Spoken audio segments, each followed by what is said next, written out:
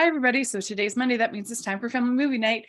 And today we're continuing on my patron pick series where we are reviewing films picked out by our patrons.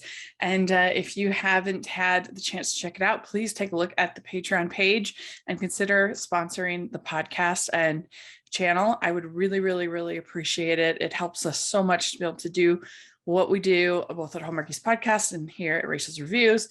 And you can have the chance to pick something that I will be talking about for family movie night. So take a look at that. I would really, really, really appreciate it.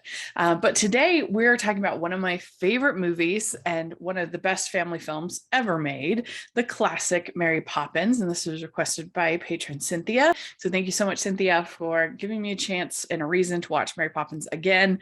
I love this movie so much. Poppins is, of course, based on the novels by P.L. Travers, and they changed them up quite a bit, in my opinion, to the benefit. I don't really like those books very much. I think they're pretty dull, and there's just very little whimsy to me to the books. And so I think that they added all of the whimsy and made it so charming. And there's a ton of heart to this movie that I think makes it work so well.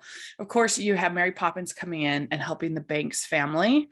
And David Tomlinson is so good as Mr. Banks. I really just think his arc from the beginning of the movie, he starts out thinking that he knows everything in the life I lead, to the end being this like humbled person to realizing that he didn't understand anything, that he knew nothing, and that really the relationship with his children is the most important thing, and he had forgotten that.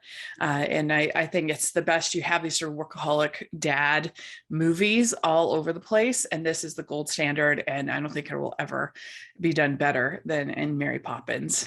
And also he realizes that he had been ignoring the humanity all around him, and that's what's so powerful about Feed the Birds, and his coming to realize that the tuppence that Michael wants to give to the bird lady, that's actually the more noble gift than use of the tuppence than what he had thought with putting it in the bank. So yeah, I love the journey that he goes on through the course of the movie. And I also love the whole scene with Bert when he is talking to the kids about their father.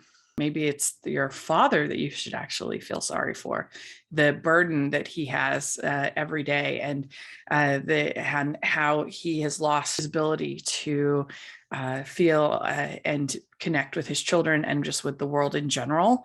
I love that whole scene, A Man Has Dreams, reprised, and with Bert and talking about Mr. Banks, and that scene that Mr. Banks and Bert have together. Which is really, really, really lovely at the end. I also, of course, love Julie Andrews. She's amazing as Mary Poppins. And there's so many iconic songs from the Sherman Brothers, Supercalifragilisticexpialidocious and Spoonful of Sugar. Jolly Holiday, really wonderful. I love the animation. Of course, the penguins are iconic. When they go into the chalk painting, it's really delightful. I even like songs that other people seem to not like. I enjoy Sister Suffragette. I think it's funny. And Glynis Johns is so great. Glynis Johns is so great as the mother. I think she's really funny and energetic, just what you need for that role. And of course, Dick Van Dyke, he gets a lot of flack for the accent. I don't really care that much about that. He's charming, and they have he and Julie Andrews have great chemistry. And this movie is probably a little bit too long. It could be tightened a little bit better. The I love to laugh sequence is probably a little long. No, I love it. The chalk art scene is probably a little too long, but I still really, really enjoy this movie. I think that the two kids were such good child actors in this, with Karen Dotrice and Matthew Garber. They were both excellent, I think, child actors, and they do a great job. And all the visual effects, all the choreography, the dancing, of course, in Jim Jimmery and Step in Time and Jolly Holiday, those are the three really standout dance numbers.